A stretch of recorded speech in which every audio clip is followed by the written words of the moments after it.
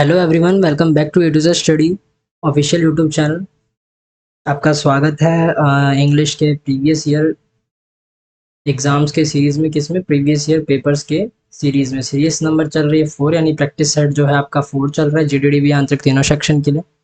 अभी तक हम 3 कर चुके हैं। जिसने 3 नहीं देखा वो देख ले, पहले से जाके प्लेलिस्ट में एडिड होंगी। और प्लस अभी ज़्यादा क्लासेस चल भी नहीं रही हैं, तो आपको नॉर्मल वीडियो सेक्शन में मिल जाएगी।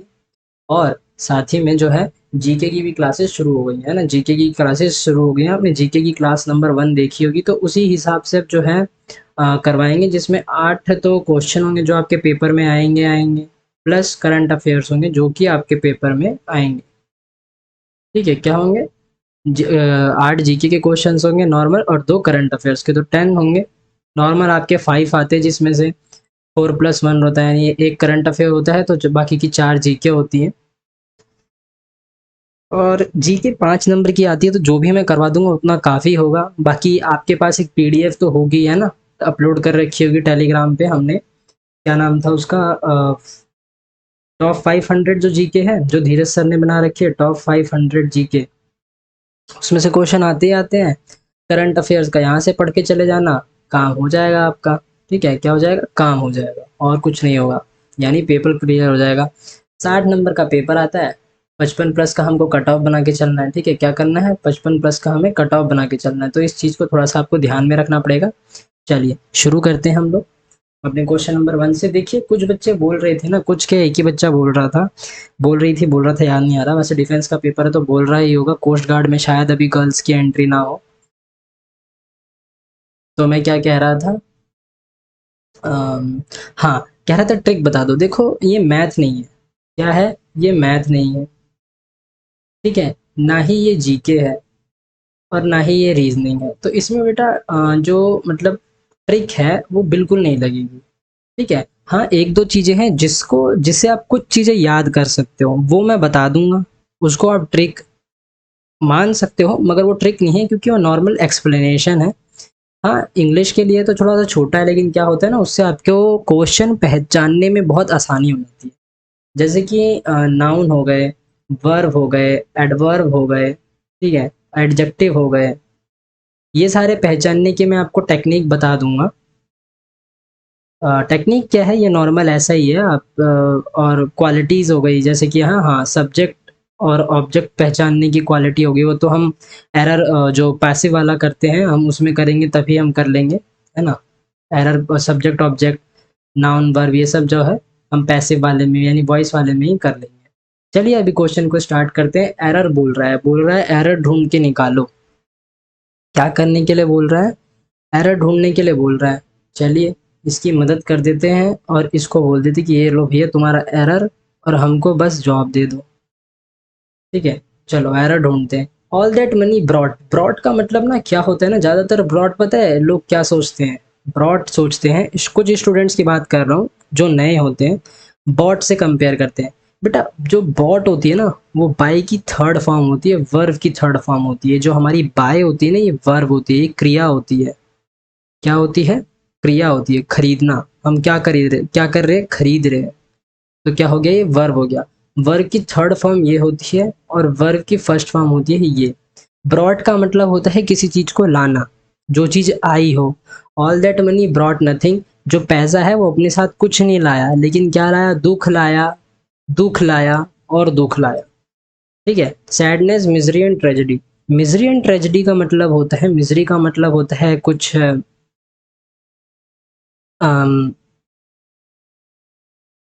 मिजरी का मतलब होता है ना, जो थोड़े से हालात खराब करते हैं। ट्रेजेडी मतलब होता है एक्सीडेंट टाइप का, है ना, ये सब लाया। तो इसमें जो गलती है वो है आपकी, कहाँ गया ऑप्शन नंबर जो ए है आपका। ए नहीं, जो बी है, क्योंकि ये ऐसे है ना, बी में गलती है। तो ऐसे वो लोग कंफ्यूज करते हैं, जैसे कि मैं अभी अभी कंफ्यूज हुआ, मेरी तरह मत होना।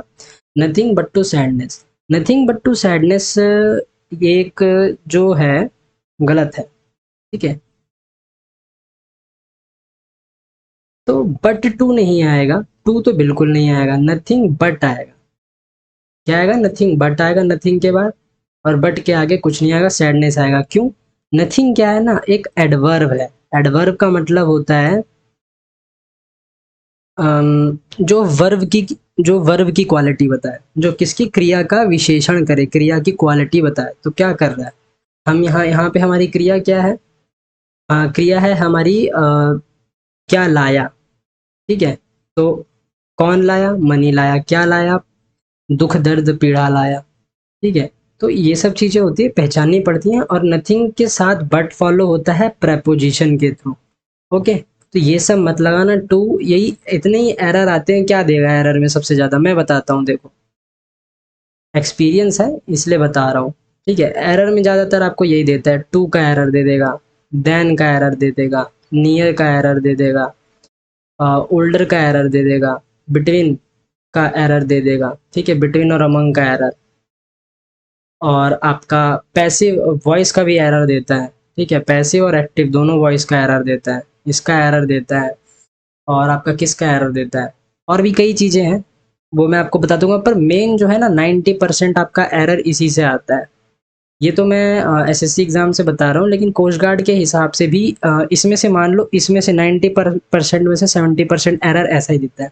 और ये शुरू के चार है ना, to, then, near, older, between, among, passive, active, ये सब। पैसिव एक्टिव को छोड़ दो, ये जितना है, ये यहाँ तक 100% एरर देता है कोस्ट गार्ड में। पैसिव एरर वाले क्वेश्चन, एरर के आपके कितने क्वेश्चन आते हैं? दो। मान लो दोनों हो गए तो सही हो जाएंगे। फिल इन द ब्लैंक्स तो दो में से तो कोई ना कोई हमेशा एक कर ही लेता है, तो तीन तो ऐसे ही होगा। बाकी बचे 12 में से चार पैराग्राफ होंगे। ठीक है, सात खत्म, और क्या बचेगा बताओ? पाँच छः, यही सब बचते हैं। अब ये इतना कुछ नहीं कर पाओगे तो फिर तो भैया कुछ नहीं कर पाओगे। ठीक है, थोड़ा सा ना, ये है कंपटीशन एग्जाम। क्या है ये?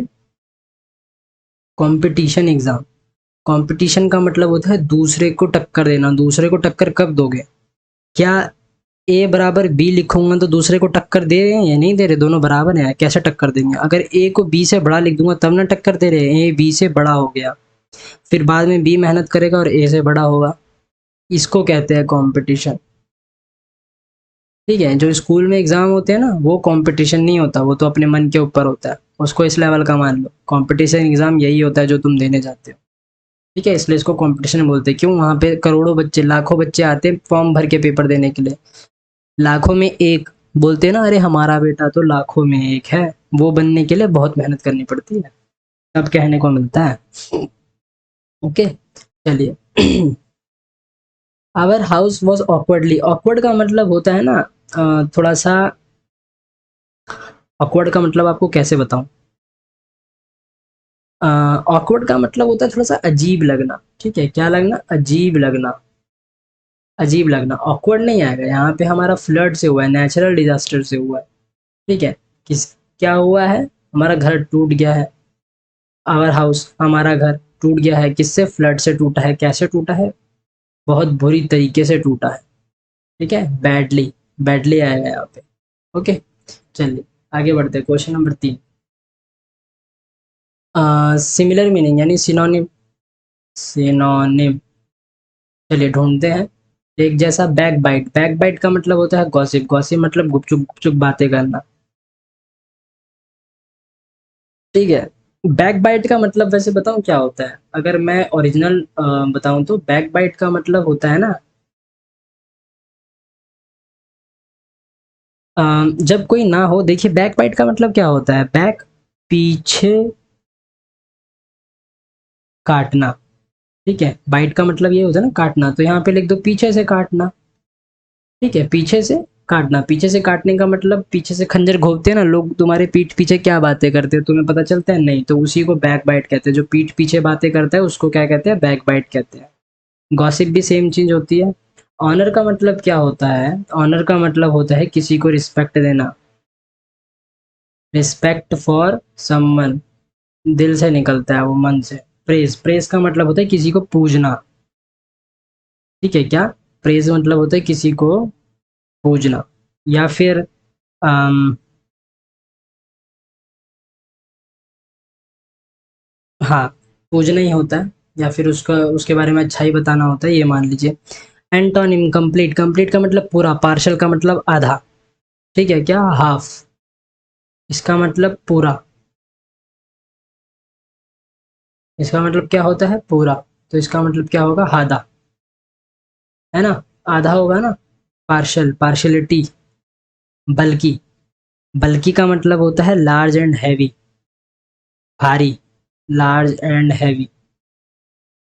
ऑप्शन नंबर 3 प्लेंटीफुल, प्लेंटीफुल का मतलब होता है काफ़ी ज़्यादा मात्रा में अवेलेबल होना, अवेलेबल इन लार्ज अमाउंट, मतलब काफ़ी ज़्यादा मात्रा में अवेलेबल होना यानी मिलना किसी चीज़ का। वैकेंट, वैकेंट का मतलब होता है नॉट बीइंग यूज्ड यानी खाली रहना, ठीक है, क्या रहना, खाली रहना। जरे अरे जब इस्तेमाल नहीं होगा तो खाली होगा ना यार, यही तो बताना चाहता हूँ बस। क्वेश्चन नंबर 5 पे चलते हैं, चलिए। We must cut down our expenses this month, we must cut down, cut down, cut down, correct meaning of underline, underline क्या बोल रहा है ये जो है, इसका मतलब बताना है। कट डाउन यानी कम करना, कम करना तो मतलब टू रिड्यूस करना। यील्ड का मतलब होता है जो ऑप्शन नंबर 1 है, यील्ड का मतलब होता है झुकना, है ना। जैसे पाकिस्तान के 93,000 सोल्जर 1971 में हमारे सामने झुके थे, भारत के सेना के सामने, है। टू कन्फर्म, टू कन्फर्म का मतलब पक्का करना, ठीक है। और टू डील विद किसी के साथ हाथ मिलाना या फिर किसी चीज में डील करना, डीलिंग करना। क्वेश्चन नंबर 6 PQRS वाला क्वेश्चन, चलिए। बी डी, बी डी, दोनों बी और डी से शुरू हो रहे हैं, लास्ट में डी ए और डबल सी से खत्म हो रहे हैं, तो हमें बी को देखना ही नहीं, यानी इसका मतलब यह है कि बी कहीं बीच या लास्ट में आएगा।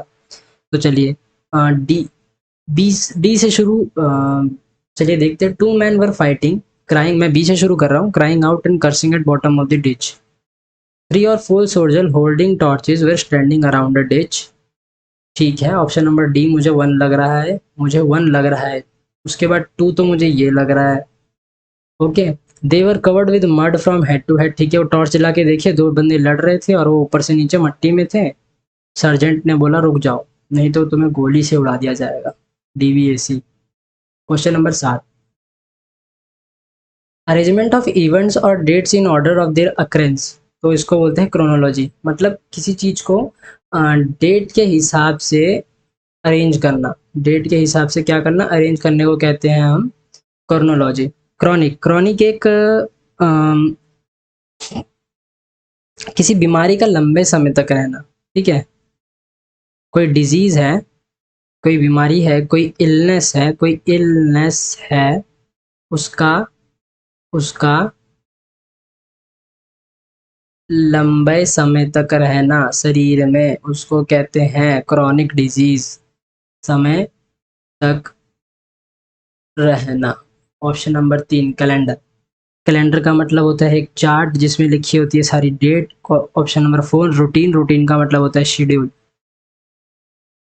टाइम टेबल, जो कि आप लोगों में से बहुत कम बच्चे बनाते हो। Question number 8, dingy, sorry, this living room looks really dash, I think we need to put up some bright curtains. Bright curtain से हमें लग रहा है कि वहाँ पे काफ़ी ज़्यादा अंधेरा है। क्या है, अंधेरा है, डार्क नाइट है, ठीक है, क्या है, अंधेरा है। तो यहाँ पे और क्या लिख सकते हैं, एरी, एरी का मतलब होता है जहाँ से हवा पास हो सके, विंडी जहाँ पे हवा चल रही हो, लेवली, लेवली का मतलब क्या होता है, किसी को पता है, फुल ऑफ लाइफ, है ना, full of life, full of life and क्या, एनर्जी, इसका मतलब होता है ऑप्शन नंबर 2 का। तो यहाँ पे आंसर क्या आ जाएगा, डिंजी आ जाएगा, बाकी सब गलत है, ठीक है। क्या आंसर आ जाएगा, डिंजी, डिंजी का मतलब होता है डार्क, ओके। Gloomy, okay.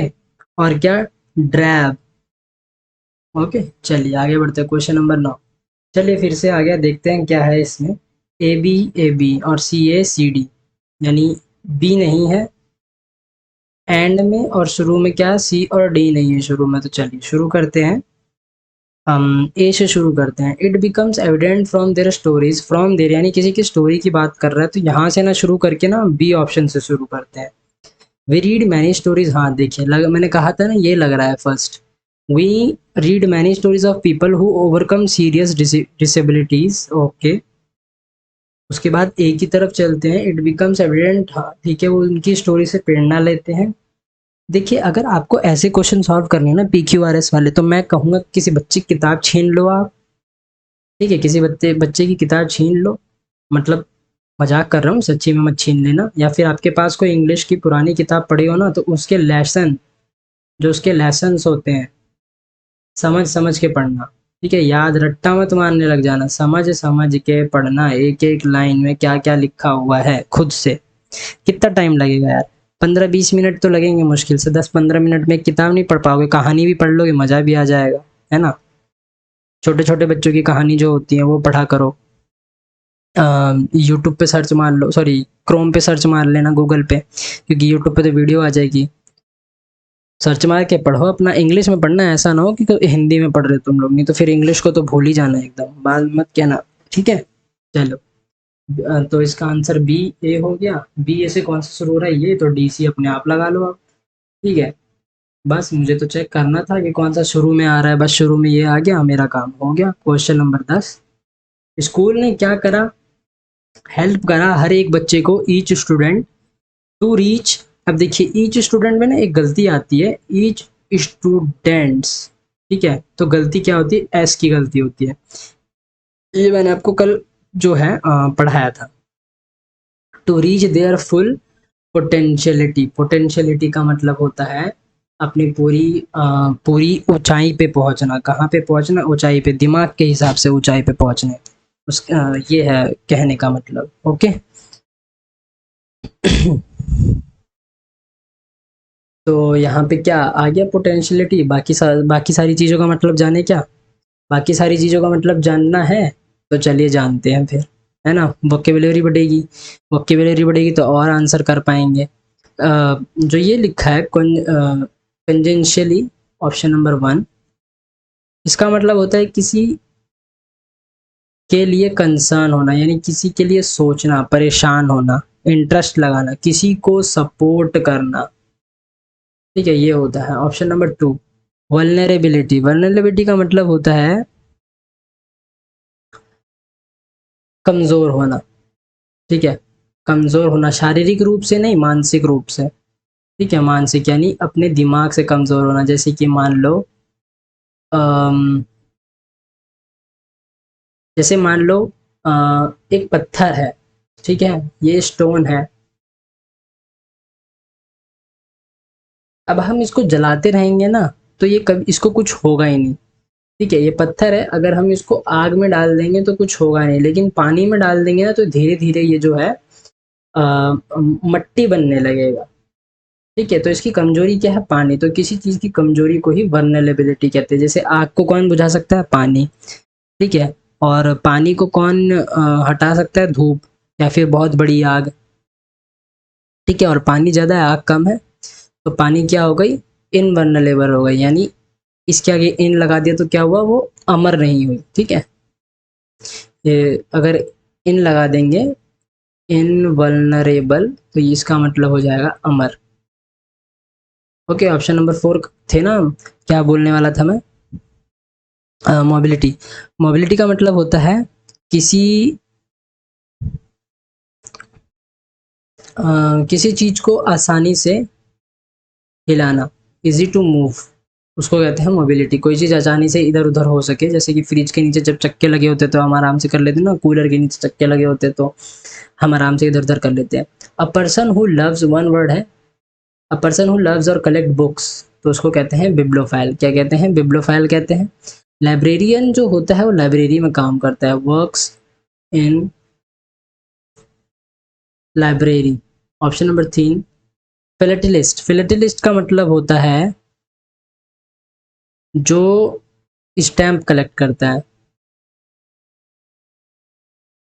जो स्टैम्प्स कलेक्शन करता है उसका नाम होता है फिलेटलिस्ट। फिलेंथ्रोपिक का मतलब होता है जो गरीब लोगों की मदद करता है, हेल्पिंग पुअर पीपल। अब चाहे जैसे भी करे, बाय मनी, या फिर खाना पीना रहना जो भी देता है, बाय गिविंग मनी, स्पेशली तो बाय गिविंग मनी होता है। Don't look down upon people who have different opinions, look down upon, तो इसका मतलब है कि डिसरिस्पेक्ट नहीं दिखाने का, ठीक है? रिस्पेक्ट करने का, जो आपके लिए सोचते हैं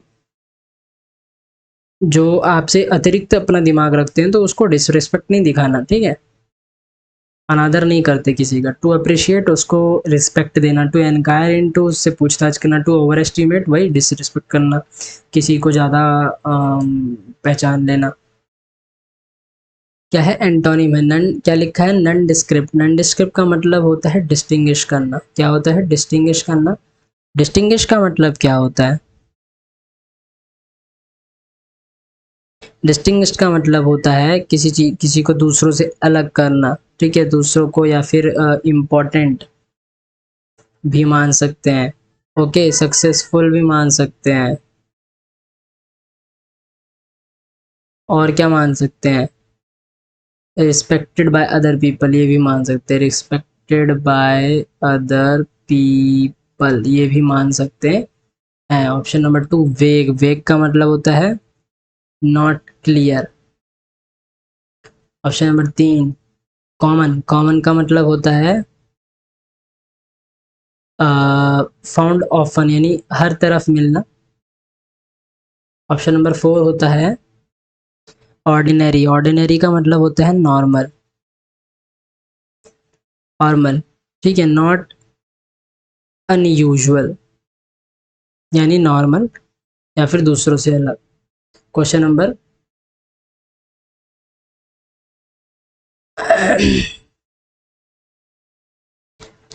नॉर्मल। नॉर्मल मतलब दूसरों से, ना कि दूसरों से अलग, ये तो मैंने गलत लिखवा दिया एकदम, ठीक है, ये थोड़ा सा मैंने गलत लिखवा दिया। नॉट अनयूजुअल का मतलब क्या होता है, अनयूजुअल मतलब दूसरों से अलग नहीं, दूसरों से, हाँ, दूसरों से अलग। नॉर्मल का मतलब होता है सबके साथ घुलने मिलने वाला, ठीक है, ऐसा।